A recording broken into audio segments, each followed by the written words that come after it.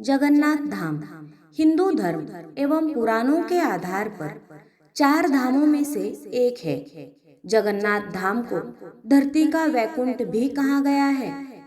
आपको बता दें कि यहाँ भगवान विष्णु ने तरह तरह की लीलाएं की थी। जगन्नाथ धाम भाई बहन के पवित्र रिश्तों तथा प्रेम का भी बखान करता है। आज हम जानेंगे भगवान जगन्नाथ की कहानी तथा उनका रथ कौन खींचता है।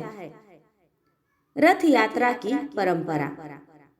बता दें कि जगन्नाथ धाम में भगवान श्री कृष्ण, उनकी बहन सुभद्रा और उनके बड़े भाई बलराम की मूर्ति की पूजा की जाती है। वही रथ यात्रा निकालने की परंपरा की बात करें तो पौराणिक मान्यताओं के अनुसार स्नान पूर्णिमा के दिन भगवान जगन्नाथ का जन्मदिन होता है। इस दिन भगवान जगन्नाथ उनके बड़े भाई बलराम और बहन सुभद्रा को रत्न सिंहासन से उतारकर मंदिर के समीप बने एक मंडप में ले जाया जाता है। यहाँ उन्हें स्नान कराया जाता है। ये स्नान 108 कलशों के माध्यम से कराया जाता है। पौराणिक कथाओं के अनुसार अब भगवान बीमार हो जाते हैं, उनका शरीर तपने लगता है। इसके पश्चात उन्हें एक खास कक्ष में रखा जाता है। यहाँ भगवान 15 दिनों तक रहते हैं। इस दौरान प्रभु के कक्ष में जाने की अनुमति केवल मंदिर के प्रमुख सेवकों और वैद्यों को ही होती है। इनके अलावा इस विशेष कक्ष में जाने की अनुमति किसी को नहीं दी जाती है। इस बीच भगवान जगन्नाथ के प्रतिनिधि अलारनाथ की प्रतिमा को स्थापित कर पूजा पाठ शुरू किया जाता है। 15 दिन विशेष कक्ष में समय बिताकर जब भगवान कक्ष से बाहर निकलते हैं तो वे लोगों को दर्शन देते हैं। इसे नवयौवन नेत्र उत्सव कहा जाता है। इसके पश्चात भगवान जगन्नाथ बहन सुभद्रा और बड़े भाई बलराम के साथ बाहर आते हैं और अपने रथ पर विराजमान होकर भ्रमण करने निकलते हैं। रथ खींचने का अधिकार। भगवान जगन्नाथ, उनके बड़े भाई बलराम और बहन सुभद्रा के रथ को कोई भी भक्तगण खींच सकता है। इसका नमूना आपको हर साल रथ यात्रा में देखने को मिल सकता है, क्योंकि हर साल भगवान के रथ को खींचने के लिए भक्तों में होड़ लगी रहती है। सभी इस रथ को खींचकर पुण्य का भागी बनना चाहते हैं।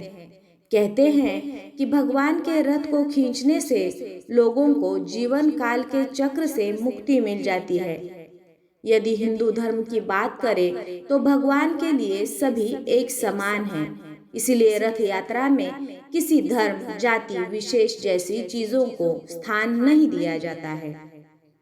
मंदिर स्थापना। एक रोचक कथा। इस मंदिर की स्थापना मालवा के राजा इंद्रद्युम्न ने कराई थी। इनके पिता का नाम भारत और माता का नाम सुमति था। पौराणिक कथाओं के अनुसार राजा को एक बार सपने में भगवान जगन्नाथ के दर्शन हुए थे।